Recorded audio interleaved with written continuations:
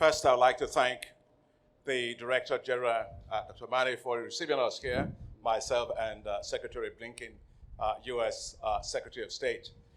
First, I would like to show my really excitement and delight with the visit of the Secretary of State to Africa, of course, but in particular to Abidjan, and more specifically to visit with me at the African Development Bank, and in particular to talk about one of our agencies that we support, which is the Africa Rise, to see the work that we are trying to do in terms of food security for Africa. The Secretary of State and I share the same thing. He eats rice. I can eat rice 5 times a day. He says he can eat rice, the same thing. So it's an excellent partnership. First and foremost, I want to say I applaud what President Biden is doing with regard to global food security. And this is important because we are in a period in which climate change is decimating many parts of the world, in particular in the case of Africa, where the need then to have climate-adapted crops becomes a big issue about how you adapt to climate change.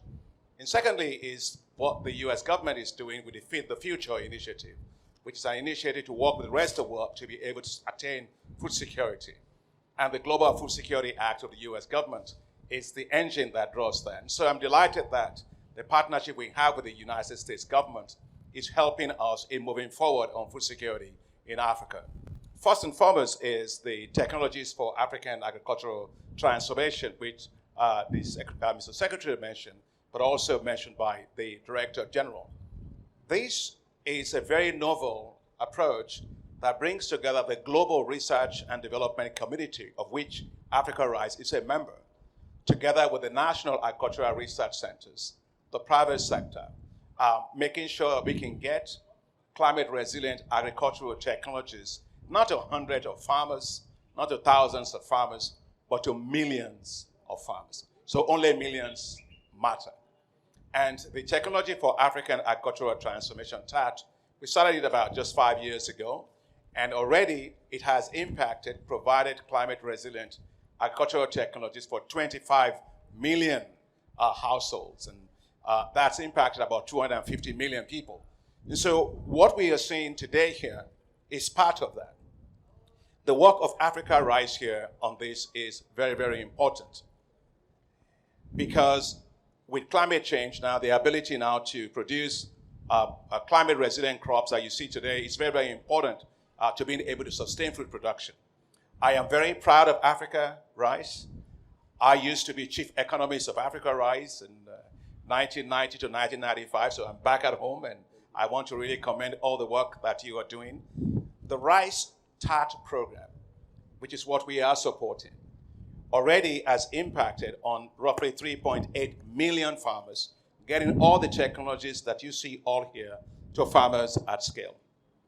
And we've received significant support from the U.S. government for that. I'm delighted that today the U.S. government provided us an additional $9.5 million to support the TAT program to be able to impact roughly 12 million farmers in about 40 countries. So, of course, that will help significantly with this.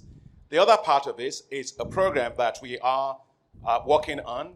Secretary Blinken mentioned the issue of the United States Department's, U.S. State Department's on vision for adapted crops and soils, VISA, which we applaud, because you need to make sure that we have the biodiversity, the crops that can adapt to climate change, and we can get those to scale. So in partnership with the U.S. government and other partners, and with Africa Rise, we are launching a program called Reward, which is a program that will now help Africa on rice to take all these technologies to scales of more millions of farmers. That initiative will be supported from the African Development Bank in 15 countries of West Africa with $600 million US. So, DG, you're going to be very busy with all of your staff, taking all your work to states, to 15 countries, to assure self-sufficiency and beyond, as Secretary of State, expanding the potential of agriculture. And this reward program will also support roughly the cultivation of rice, which DG mentioned, on about 750,000 hectares of irrigated land. And we can imagine if we can get 7 tons per hectare and double cropping that he has said, what that impact will be. And we are targeting 1 million farmers. As I said, only scale matters. We're scaling. So you can see that with the support of the US government, the support of the African Development Bank, and support that we are providing to Africa Rice and other centers, that we are seeing such a huge change. Mr. Secretary mentioned the issue of infrastructure, because if you do agriculture without infrastructure, you're wasting time. And so we at the African Development Bank and our partners, we're investing $1.6 billion in the development of what's called special agro-industrial processing zones. And those zones, there are 28 of them in 11 countries that we're working on right now. And that will make sure that we have water, irrigation, power, water, roads, processing facilities, storage facilities that will allow us to produce, store, and process, and then be able to export to across the region.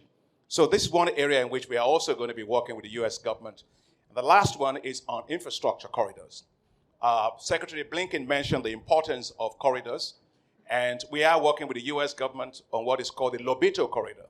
And that corridor is one that links Angola all the way to Zambia and DRC. And the African Development Bank will put in $500 million into that.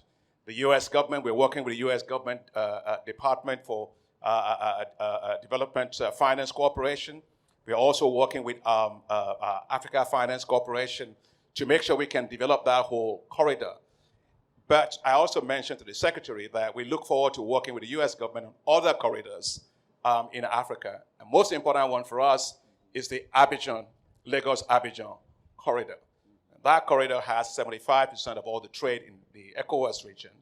And it's a $15 billion investment. And I was delighted, the Secretary of State was very delighted about that. And we are mobilizing support for that to being able to develop that. And there'll be several other corridors that we can think about. All in all, I just want to say that when the US president said that Africa not only can feed, nor should feed itself, that Africa can feed the world, I can tell you that is the first time ever a US president has ever made that kind of statement. And so that tells you what this President Biden, the faith, the confidence, the belief that he has in Africa's potential. We can't eat potential, but that we're working with the US government and other partners to unlock and unleash that potential. So it's very inspirational, and I'm very grateful for President Biden for that. But when you also find a Secretary of State of the US government come and talk like an agriculturist like he did today, that combination is powerful in terms of global leadership, but also in terms of, let me say, food security diplomacy, which is what the Secretary Blinken literally is doing here.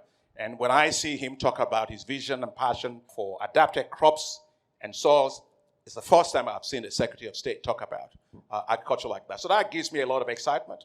And I want to thank him. I want to thank the embassy, the US Embassy here in Abidjan, all my staff of the African Development Bank, of course, Director General Mane, and all of your staff, all your scientists, all the women, the entrepreneurs, all of you, you are the pride of Africa. And so we will be assured of our support, and we're very proud of what you're doing.